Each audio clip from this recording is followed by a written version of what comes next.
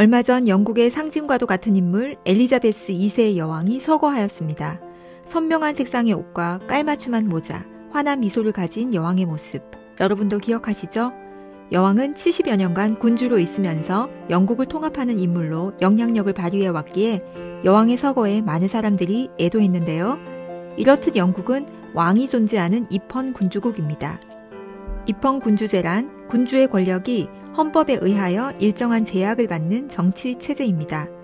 엘리자베스 2세 치세 동안 15명의 총리가 나라를 이끌어 나갔다고 하는데요.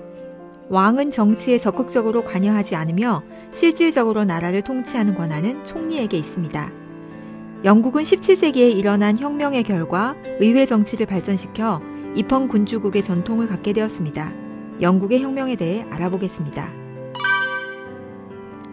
시민이 중심이 되어 낡은 체제를 타도한 것을 시민혁명이라고 합니다.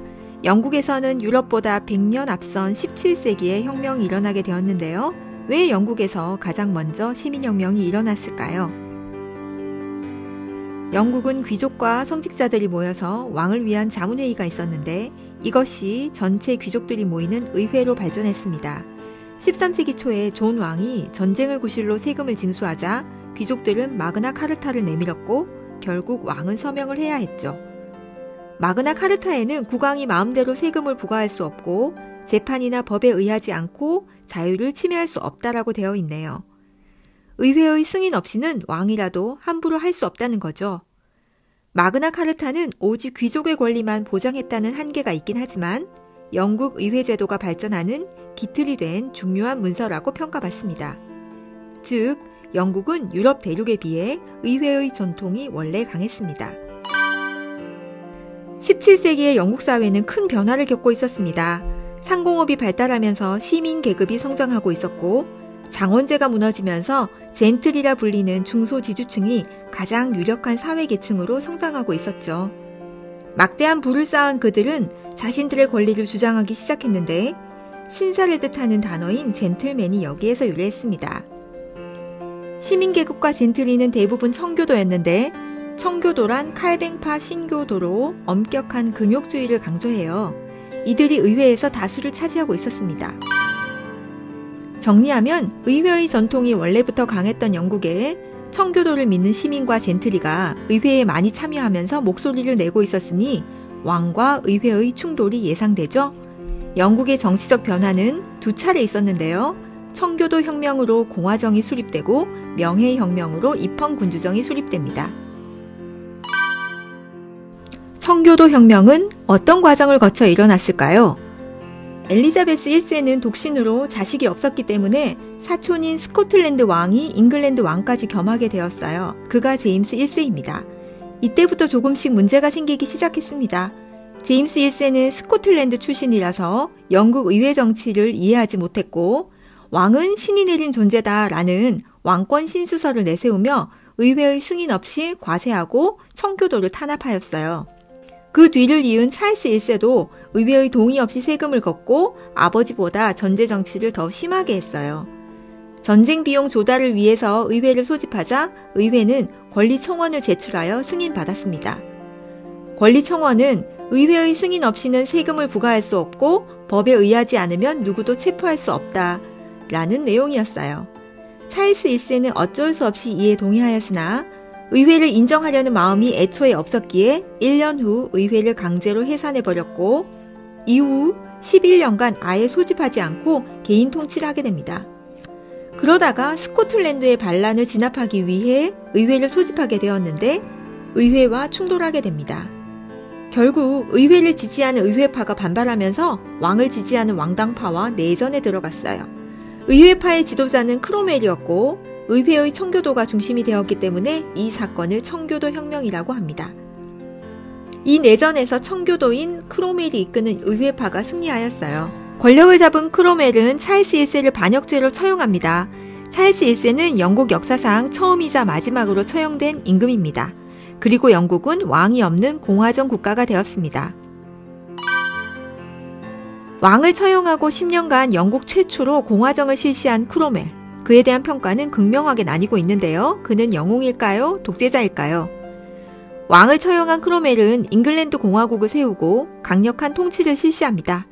항해법을 제정해서 네덜란드와의 경쟁에서 우위를 점한 것은 영국의 무역을 발전시킨 것으로 인정받지만 왕당파의 거점인 아일랜드를 정복할 때 많은 민간인을 학살한 것은 비난을 받고 있습니다. 크로멜은 얼마 후 나라를 지키는 귀족이란 뜻의 호국경에 올랐어요. 그리고 의회를 해산하고 엄격한 청교도 윤리를 앞세운 독재 정치를 했어요. 술도 못 마시게 했고 도박을 하면 처형했어요. 음악, 댄스, 오락, 연극 모두 금지했죠. 크리스마스까지 없앴다니 너무 심하죠? 엄격한 금욕 생활에 숨이 막힌 사람들은 공화정에 대해서 엄청난 반감을 가지게 되었습니다. 결국 크로멜이 죽자 의회는 찰스 2세를 왕으로 내세워 왕정을 부활시켰어요. 최초의 시민혁명인 청교도 혁명은 이렇게 막을 내렸습니다. 왕정 복고 이후에 유혈 사태가 없었기 때문에 명예혁명이라고 이름 붙은 혁명이 일어나는데요. 정말 피 한 방울도 흘리지 않은 명예로운 혁명이었을까요? 왕정 복고 이후에도 똑같은 역사가 반복됐어요. 찰스 1세의 아들로 프랑스로 도망가 있던 찰스 2세는 아버지의 원수를 갚기 위해 크로멜의 시신을 파헤쳐 훼손시키고 여전히 의회를 무시하고 정치했어요. 찰스 2세의 동생으로 왕이 된 제임스 2세는 가톨릭 교도로 가톨릭 부활 정책을 시도하여 반발을 샀어요. 왕이 되었을 때 이미 나이가 많았고 아들이 없었기에 물러나기만을 기다리고 있었는데 왕자를 얻게 되면서 대를 이을 상황이 벌어졌어요. 당황한 의회는 신교도로 네덜란드에 살고 있는 제임스 2세의 딸 메리와 그녀의 남편 윌리엄에게 영국의 자유와 권리를 수호하기 위해 와달라고 초청장을 보냅니다. 이들은 신교였거든요. 윌리엄 메리 부부는 군대를 이끌고 영국으로 옵니다. 제대로 된 전투가 없었으니 정말로 피를 흘리지 않았겠군요. 상황이 이렇게 되자 제임스 2세는 프랑스로 도피하게 돼요. 잘못하다가는 찰스 1세처럼 처형되는 수가 있으니까요. 메리 2세와 윌리엄 3세는 공동으로 왕위에 올랐고 의회가 제출한 권리장전을 승인함으로써 입헌 군주정의 토대를 마련하게 됩니다. 피 한 방울 흘리지 않고 혁명을 이루었다고 해서 명예혁명이라고 해요. 권리장전에서 빈칸에 공통으로 들어갈 말은 무엇일까요? 네, 의회입니다. 의회가 법을 만들고 세금을 부과하는 등 의회의 권리를 모두 인정한다는 내용이죠. 이로써 법에 의해 왕권이 제한되는 입헌군주제라는 정치체제가 자리 잡히게 된 거예요. 권리장전은 훗날 미국 독립선언과 프랑스 인권선언에도 큰 영향을 미치죠. 왕은 군림하나 통치하지 않는다라는 말을 들어보셨나요? 18세기 초부터는 의회가 내각을 조직해서 정치를 주도하는 내각 책임제가 실시되는데요.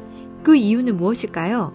메리와 윌리엄 사이에는 아이가 없었기 때문에 동생인 앤이 여왕으로 즉위했고 이때 잉글랜드와 스코틀랜드를 합병해서 그레이트 브리튼 왕국이 성립되었습니다. 앤 여왕 사후 왕위 계승법에 따라 제임스 1세의 외 증손자인 독일의 하노버 공 조지 1세가 즉위했습니다. 독일에서 성장한 그는 영어를 못하고 영국 사정에 어두워 정치에 관여할 수 없었대요. 결국 자신을 국왕으로 만든 세력을 중심으로 내각을 꾸린 후 정치를 맡기고 모른 척했답니다. 이때부터 왕은 군림하나 통치하지 않는다라는 영국식 전통이 형성되었습니다. 내각 책임제는 의회의 다수당에서 총리를 선출하고 내각을 구성하여 정치를 하는 것입니다. 영국은 입헌 군주제에 이어 내각 책임제를 실시하면서 정치가 안정되어 갔습니다. 18세기 이후 유럽 대륙의 여러 나라가 정치적 혼란을 맞게 되었지만 일찌감치 시민혁명에 성공한 영국은 안정적으로 경제 발전에 전념할 수 있었고 그 결과 가장 먼저 산업혁명이 시작될 수 있었답니다.